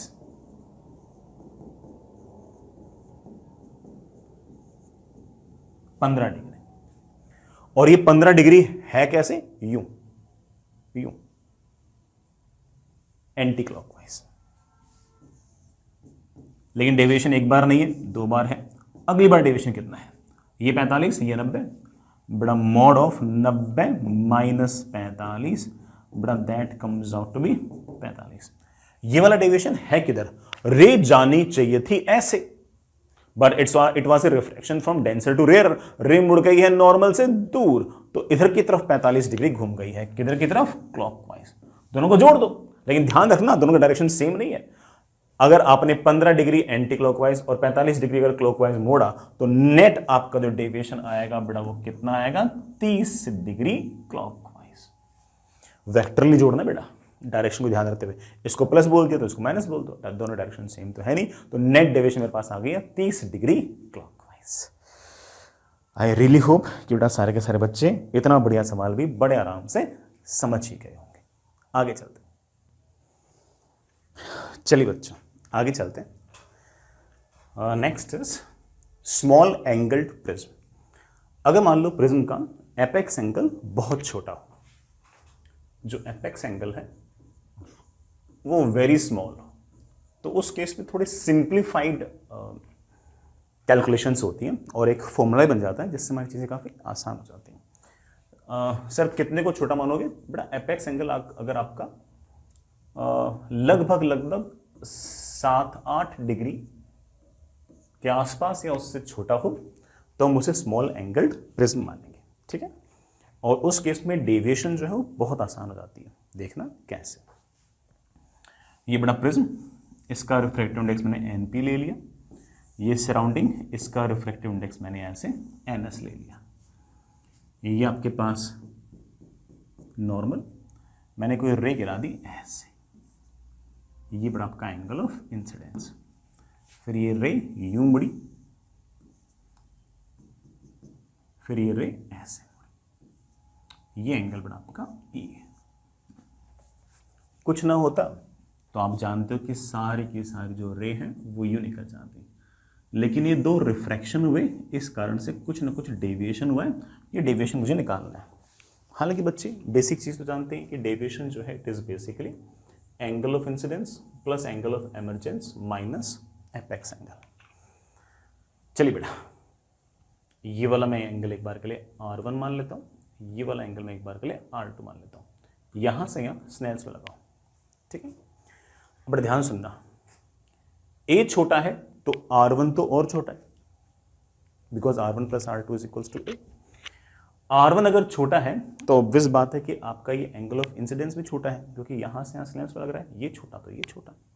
इसका मतलब कि आपके I, R1, R2, E ये सारे के सारे एंगल आपके छोटे हैं, चाहे I हो गया, चाहे R1 हो गया, चाहे R2 हो गया, चाहे E हो गया, सारे के सारे जो एंगल हैं ये भी आपके स्मॉल हैं। स्मॉल एंगल्स में बड़ा एक छोटा सा अप्रोक्सीमेशन होता है जो सब बच्चों को याद भी होगा कि अगर थीटा छोटा है तो sine theta is nearly equal to theta. ये कब बोल पाते हो? जब बड़ा आपका थीटा बहुत छोटा हो। ये अप्रोक्सीमेशन यूज करके बड़ा मैं यहां से यहां स्नेल्स पे लगा रहा हूं। बाहर का रिफ्रैक्टिव इंडेक्स है NS, sine I is equals to NP sine R1। I और R1 छोटे हैं, इसलिए मैं ऐसे लिख सकता हूं NS into I is equals to NP into R1। This is my equation number 2। वैसा इसने लो यहां से यहां तक NP sine R2 is equals to NS sine E। दोनों एंगल छोटे हैं, इसमें लिख सकता हूं NP into R2 should be equal to NS into E। इसको यहां लिख दो, मैं लिख सकता हूं कि NP R2 should be equal to NS into E। This is my equation number 2। Equation number 1 को और इक्वेशन नंबर 2 को ऐड कर लो। मेरे पास लेफ्ट हैंड साइड में आ गया NS I प्लस E और राइट हैंड साइड में आ गया NP R1 प्लस R2। बड़ा ये R1 प्लस R2 तो हमेशा A के बराबर ही होगा, तो मेरे पास ये आ गया NP टाइम्स ऑफ A। चलिए बच्चों, हमें तो डेविएशन निकालना था ना। डेविएशन का हमारे पास बेसिक फॉर्मूला है I plus E minus A। I plus E को मैं बड़े आराम से लिख सकता हूँ NP upon NS into A। कोई दिक्कत तो नहीं बेटा। I प्लस E को लिख सकता हूँ NP upon NS into A minus A। ले बेटा, refractive index of prism divide by refractive index of surrounding -1 into F angle. ये आपके पास डेविएशन का फॉर्मूला है और फ्लैट साइड फॉर्मूला है, आप सीधा इसको याद रख सकते हो, कभी भी आप इस फॉर्मूले को लगा भी सकते हो, कोई दिक्कत नहीं है। अगर मान लो सराउंडिंग में सिर्फ एयर है तो उस केस में NS की वैल्यू बेटा कितनी हो जाएगी, 1 हो जाएगी। और उस केस में आप डेविएशन सीधा बोल सकते हो कि sir that will be NP upon 1, तो बड़ा NP हो जाएगा, वो हो जाएगा refractive index of prism -1 into apex angle. ठीक है ना, बेसिक फॉर्मूला तो यही है। वो उसका स्पेशल केस हो गया कब, जब सराउंडिंग जो है उसका रिफ्रैक्टिव इंडेक्स जो है वो 1 हो, जो कि हमारा एयर वाले केस में होता है। ये जो डेविएशन का इतना आसान फॉर्मूला है ये हमेशा वैलिड नहीं है, ये सिर्फ और सिर्फ तभी वैलिड है जब आपका एपेक्स एंगल छोटा हो। अगर एपेक्स एंगल बड़ा हुआ बड़ा, फिर तो जैसे मैंने आपको करना सिखा रखा है कि I से R1 निकालो, R1 से R2 निकालो, R2 से E निकालो और डेविएशन जो आएगा वो I plus E minus A आएगा, वैसे ही करना पड़ेगा।